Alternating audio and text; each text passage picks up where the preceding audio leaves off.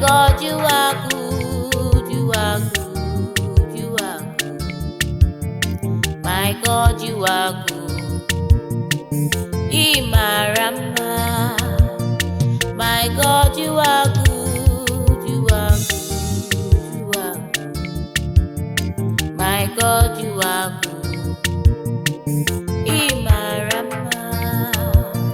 My God, you are good, you are good, you are good.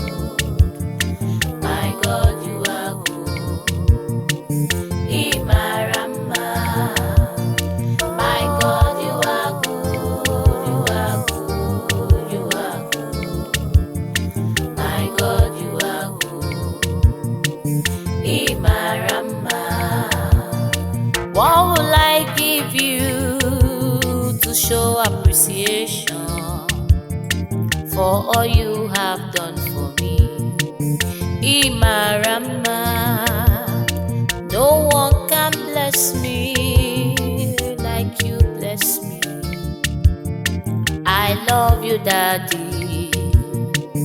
Imarama. You carry my matter for your head, you. When I call, you answer me. Imarama. My God, you are good, you are good, you are good. My God, you are good. Imarama.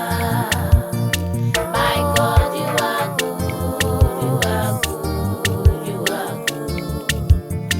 My God, you are good. Imarama. Viewers all over the world, egwu nụrụ kịta bụ egwu si na ngalaba na-afụ gbasara mgbasa ozi ọdịnala Igbo na Ugochi tubelu ọdịnala temple a na-akpọ Ọkwa Group led by me. We have all the rights. Ọ bụrụ na ị like egwu ị nụrụ kịta, ya na audio mark, the iTunes, the Amazons, rest of them, tụọ nya bụ egwu ma download ya. For some of you that are seeing me for the first time, kpọọ m Ogbuefi Eze-Ana Ugochi tubelu na Oraifite, maọbụ ịkpọọ m Akajugo. Abụ m onye isi nchụaja na Ugochi tubelu ọdịnala temple. Anyị na-agba afa miri emi, lụkwazị ọrụ mmụọ dị iche iche. Abụkwazị m onye isi nchụaja, yes, na ọdịnala Restoration Evangelical Mission, bụrụkwa onye mgbasa ozi ọdịnala Igbo. So you can call me a priest or ọdịnala evangelist. I will answer. My mission is to help people live better life. N'ụbọchị taata n'oge awa nke eziokwu, isiokwu anyị ji wee bịa bụ what we must avoid.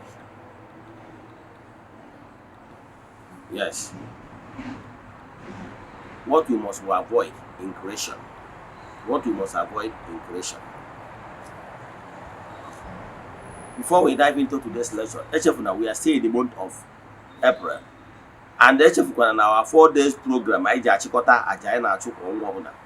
Ka ọnwa na-ebido na 26th. Ọ na-ebido na 10 a.m. kwụsị na 12 noon. Yes. Anyị nwere jam-packed program, anyị nwere seminar, enwere retreat, enwere consultations, enwere prophetic ministrations, anyị nwere saraka, enwere lighting up the candle and the petitioning and the burning of the petitions. Ihe ndị a bụ ihe anyị nwegasịrị na within these 4 days. Ụbọchị ikpeazụ a ga-emechi, anyị ga-eje na mmiri jee chụọ aja ihe ọnụ eri n'aha mmadụ dum. Jee na-akpọ ọkalete jee chụọ aja n'aha mmadụ dum. Gbagota na temple chụọ aja to entities of powers. Jee n'ebe nchụaja gbuo ebu mee saraka. Yes, ndị mmadụ sonyela anyị all over the world.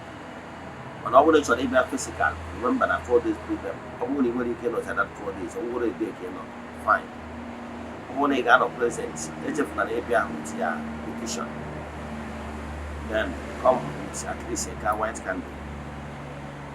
It's a continuous program I name every month. I bidoro ịchụ aja ihe karịrị 3 years now. I can tell you we have massive testimonies, but as all of you share testimonies on social media or on TV, you know why? It's not necessary, not why we are here. But I can tell you the kid in Aja na Tunibu. One net to aja, Makanaja Karirogu. then ka anyị banyezi n'ihe anyị ji maka ya wee bịa dịka m sikwa gị ọ bụrụ na ị chọrọ iso na ya bụ aja etu esi esonye na ya forward ya 3 prayer request ọ bụrụ na ị nọrọ nso distance is not a barrier you make token donation to the account number ị chatizie m na WhatsApp and gwa other details we need for you in order to book you WhatsApp number is 0805 7837672 I repeat 0805 7837672 or 0813 8243 871. Let's now proceed. Now on the screen you have numbers in that one. Remember our topic today is what we must avoid in creation. So the only thing we email, tag your friends and well wishers, tell them about our administrations. Here they make Let's now proceed. What we must avoid. Let me list those things you must avoid in creation. He enjoy your. Yes, may name those things here we must avoid. About nature, they will literally be this life, and the church keep you on. Okay, that is keep you on with natural forces. And what do's and don'ts. I'm HF Kwena. The watch you cook, and when manual, manual that you must abide in order not to make yourself enemy with the spiritual forces that covers the universe. Yes. So here na you must, if you is like car manufacturers. If you really want to enjoy the car to the fullest, you pay attention to the car manufacturer manuals. The same way Chukwu is the manufacturer of this world. So if you want to enjoy this world to the fullest, pay attention to the manuals. And today, we look into some of these earthly manuals in order to make this world a better place. 1. What you must avoid. If you are a master, we are all masters in our different categories. Yes, because in life, you want to subordinate. Yes. But today I want to talk to masters because make sure that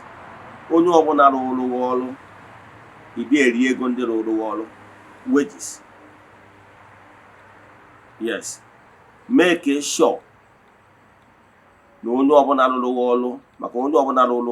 entitled to his wages.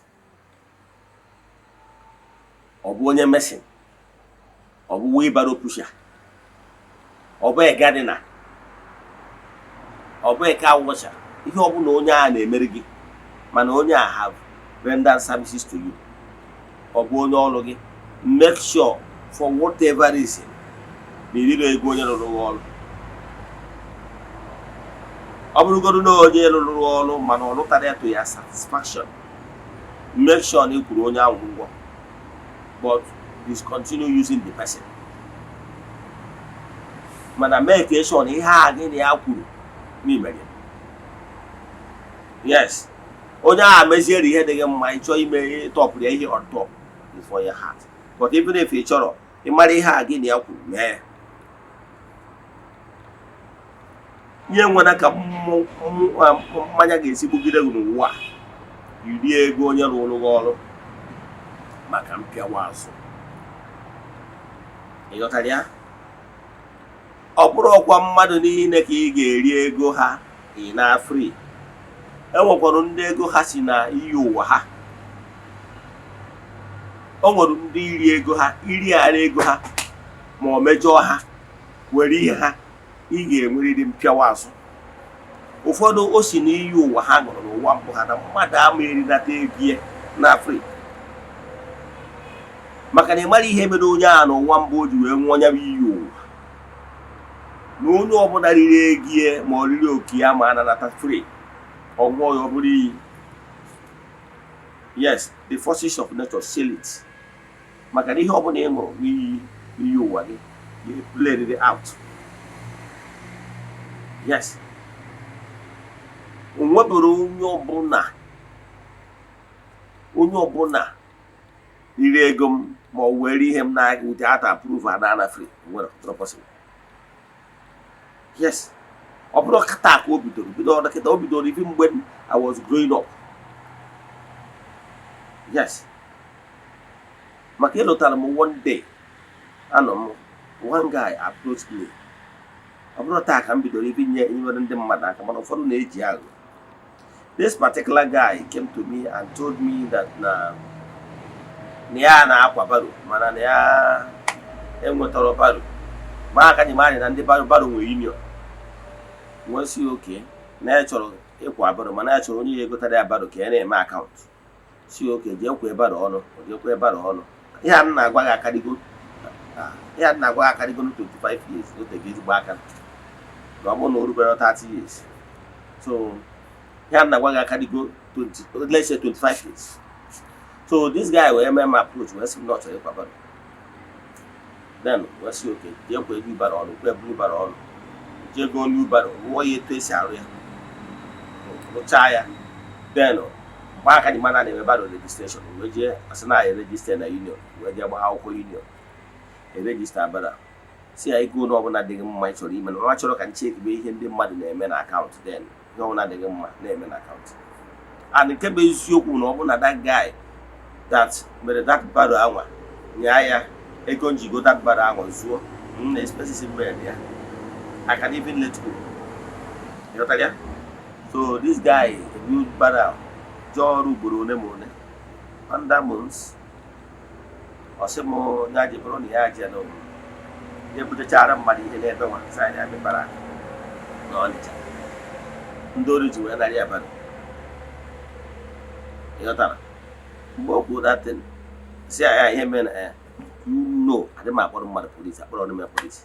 See, I hear him and the Shawnee have him and I say, see how possible all the Dory in that over. Connie may be him mother when I see the barrel. Corona, Corbono would only Joe to see the barrel, who may insist. Non Dory in area, but see, I've made the police. You can go. Few months down the line, I said, that boy, I will go. Mana, a brother can do mana. I won't go back for the because he had like simple truth. I will not say, no, but only I do walk away, sees this barrel. Mas okay. So be it. They're going to keep you, I just go with the barrel. Mana, put me, no, that but I will dash. So anyway, could be able na ụmụrụ ụfọdụ ndị mmadụ ihe so ha ọ bụgoro na onye anwa sị ka ya forgive ma ọ ghara ịkpọ ihe forces ya ma ekwe maka na ihe so n'iyi ụwa ọnya bata m nwa na ụmụ asịsị imi nweburu onye ọbụla n'ụrụ m ọrụ for whatever any reason anywhere gasị na ọrụchala m ọrụ nji ụgwọ kama m anya ebe ọ bụrụ onye m chọrọ ịchụ achụ ọlụrụ n'ụbọchị ekwesịrị ịrụ ya mma adị shọ na m kwụrụ ụgwọ nke ọgwụ ụfọdụ ka m na-akwụcha ụgwọ kwụọ adịa ihe ụfọdụ ka m na-akwụrụ sef ọlụrụ arụ akwụkwọ m ụgwọ full ama m ihe nji eme get why so ya na-achịkọwara gị bụ for any reason ị nwere ihe ọbụla ga-eme ka irie sararị mmadụ ka abụọ ka ịbụọ nye nwekwara ihe ọbụla ga-emenụ ka ije di na nwunye mmadụ ana m adụda aka na ntị wee na-agwa gị ya ọ na-ana mmadụ ọ na-ago meni n'iyi and ọ ka ga na-ana ndị mmadụ maka ndị mmadụ ewere ntị ịdị na nwunye mmadụ ọ jọgburu onwe ihe agwaghị ihe ọ na-eme ụmụ nwoke kịta ihe ọ na-eme ụmụ nwoke adọrọ mma ọ bụrụ na ị nwere anya fụ ka o si the mighty si afford guys ofu nwoke na-eme ọfụma eme ọ na onwe onye ya wirigo nwunye enyi nwee problem yes ha nwere onwe mmanya wee gbugide gị nwunye m irigo ya elu adịghị ekwu ọ bụrụ na onwe nwunye m na-anụ mụ na-enwe problem I setụrụ onye ọbụla chebere onwe ya it's a different thing ya free mana ọ bụrụ na nwaanyị ego m dị n'isi ịdị na inwego problem maka na why nwere ihe ga-emekọta n'ụwa ọsọ ya bụrụgoro na asị na nwaanyị a bụ the richest woman on earth mana ọ nwunye mmadụ o nwere ihe gbasara mụ na ya ịghọtara ya yes maka na ka onye bụ mmadụ na-agbara onye akwa ọcha na-agbara onye bụ mmadụ asị na ngasị na ọ bụ ihe iri eme gbara ya ọsọ maka na omego adịwọsị m na o nwere ike ọ na-emeghị ihe anyị agbata ya n'afa anyị agba ihe ya emeghị kere ụmụ mmụọ emekpọ ihe niile ha chọrọ ime maka ụmụ mmụọ nwere ike achọ ịtagha afụ iwu ụmụ mmụọ ha ekpuo the cause of your problem ụfọdụ ụmụ nwoke ụfọdụ na-ejekwuo na-eje o nwere ndị na-eje ejekwa nwunye mmadụ, nwunye enyi nwoke, ịma na ihe abụ ya friend, ijee n'azụ na-akọta enyi nwoke ka i wee taa nwunye ya, ka i wee bere azụ nwunye ya. Ọ jọwuru onwe ya, ọ jọwuru udene sigbuo nkapụ n'isi. Ịnwakwana ya nwa, ịghọtara ya? Nwunye mmadụ na-agbaghị etu a na-agba. O nwere onye nke bịakwutere m mgbe m na Abuja wee nwa m sị m na mụ na famili ya dị na mma, ama m die ma nwa ụdị nwaanyị maka the woman na mụ na ya nọ n'ofu line, anyị nọ n'ofu line then. Ha mụtara nwa, truly ha mụtara nwa. Wee sị m nọọ ka m mee nke a ka ọ mụta nwa na di ya na ahụ ihe zuru oke. Wesa je kpọọ di gị. Ịkpọọ di gị eme ya ọ dị ọfịsha. Ya ihe ngwara ya mere ya eze ego maka na ama na nkwu ha na-etara ya gbọrọ sị mba na mma na di ya ewe onye ihere na di ya ama ekwe. Si nwoke ibe m nyere m aka na ọ na-ahịa ezigbo ahụ. Si ya no, ọ bụrụ na di gị ama ekwe, forget it, and ama na di ya ama emegide ama ekwe. Then before I left Abuja many years, I can tell you, avoid ya. Ọ na-egbu mmadụ, ọ na-eme mmadụ. O nwere ike ibutere gị ọya, o nwere ike ibutere gị amaghị ihe a na-arịa, amaghị ihe a na-awụ. Zere nwunye mmadụ, ana m ekwusi ike. Ama m ọtụtụ ndị mmadụ agbagidogara afa gbata ya. Ọ bụrụ na ihe na-enye onye a nsogbu, na-eche na ndị amoosu na-eme gị na-atụ mmadụ aka na-agwọrọ ọgwụ, mana ịmara na nwunye mmadụ iji taa nwee problem. Nke ọzọ, gbara ịkwafu ọbara na-enwere ihe ọbụla rizin ọbụla mmadụ ga-enye gị, ị ga-eji wee jiri aka gị gbuo mmadụ. Ọ bụrụ na mmadụ mejọọ gị, jee kọsara mmụọ, kpee onye ahụ ikpe na mmụọ. Yes, enwere ike mejọọ m ihe ime na-agbawa m obi, ana m eje polisi, onye gbasara m na polisi. Yes, ọ bụrụ na m chọziri iri follow normal guys, enwere m ike sue to court for documentation purposes. Yes, mana ọ bụrụ na ọ ije polisi, ana m eje polisi, onye gbasara m na polisi. Kama ọ bụrụ na imejọọ m, ihe mmasị ụmụnne ụmụ mmụọ parakwa nnele ihe onye a mere ọ dị mma, lekwara nwere ebe nsi meji ya na ihe mere na ihe mere, kpee onye ahụ ikpe na mmụọ, hapụ ụmụ mmụọ ọgụ ka ha nụrụ. Mana ọ bụrụ na ka i jiri aka gị fisikal je ataki ya mmadụ, nwanne echikwa n'aka. Maka na ọ bụrụ na onye ụmụ mmụọ kpere ikpe na mmụọ kwuo ka o si wee mee, ụmụ mmụọ enenecha futruli na onye ahụ chọrọ okwu, they deal with the person mercilessly. So gịnị ka m na-ekwu maka ya? Ịnwakwa na anwa si ka igobie mmadụ ka o je wepụ ndụ mmadụ, ma ọ bụ ka ị poison ya mmadụ, ma ọ ka ịkpa agwa ọbụla gị ataminate ndụ mmadụ, because you are not permitted in creation to destroy what you cannot create. It's a no. You are not permitted at all. You are not permitted to fabricate what is lies against somebody. Ka i wee tarnish image ya, blackmail, and you know this is black. Obi gị na-agwa gị na onye emere ihe dị etu, but you just level it against the person for one gain or the other, to put the person down out of jealousy. Jealousy emego ọtụtụ ndị mmadụ ihe, mana onye ahịa mere Kennedy gbuo nwanne ya ebe nwere idea. Ihe na-achịkwa this sense na-akọ na what you must avoid. Without imeghe ya, you are entangling yourself. You entangle yourself and your life will be very miserable. Ọ bụrụ na o mere na nke a ụwa, o mere na ụwa ọzọ. Maka na one of the karma laws bụ na ihe ọ bụla ịtụpụ na ndụ anyị ga-atụtụrịrị ya. Ọ bụrụ na ịtụtụrụ ya na ndụ, ịtụtụ ya na ndụ na-abịa. Quote me anywhere. Let me stop here. We will continue with this teaching some other time, but I mark my words. All these things is what we must avoid. Ma ọ bụrụ na ị chọrọ ka ị turn things around. Yes, once you keep on dwelling in negative vibrations, you will never succeed. Gị nwa ji aka gị eke onwe gị agbụ. Maka na ọ bụrụ na ị na-dwell na positive vibrations, you don't think evil against anybody. Anybody na-think gị evil, ihe o butere n'ọcha ya na imi n'ọnya. Let me stop here. If you have any question in today's lecture, ọ bụ na ị chọrọ ka agbara gị afọ mmiri emi, chat me on WhatsApp 08057837672 or 08138243871. Na ya na screen gị ga-afụ numbers ndị a mkpọrọ. N'aha Chukwu Okike nke pụrụ ime ihe niile, ekwu okwu ngozi n'isi ndị enyi anyị niile, the children of the temple, friends of the temple, and members of Eze-Ana Restoration Evangelical Mission, and our fans all over the world. A sị nke ọma ka mere unu niile. na taa bụ orie ga-eritere ụnụ ihe ọma ma ripụrụ ụnụ ihe ọjọọ. Onye chụgbu ụnụ ya daa, onye echecha ihe ọjọọ ya eme ụnụ ya mụọ onwe ya, onye si ihe unu ji wee dịrị ụnụ adịgbuo onye ahụ na ndụ, onye si ihe unu ji wee nọrọ ụnụ anọgbuo onye ahụ na ndụ. A sị m onye isi ụnụ na-awa aja ya were nke jụọ. N'aha Chukwu Okike nke pụrụ ime ihe niile, ka ngọzi bụrụ nke ụnụ n'ụbọchị taa, bido kịta ruo mgbe niile ebighị ebi. Ya gazie, ka emesịa.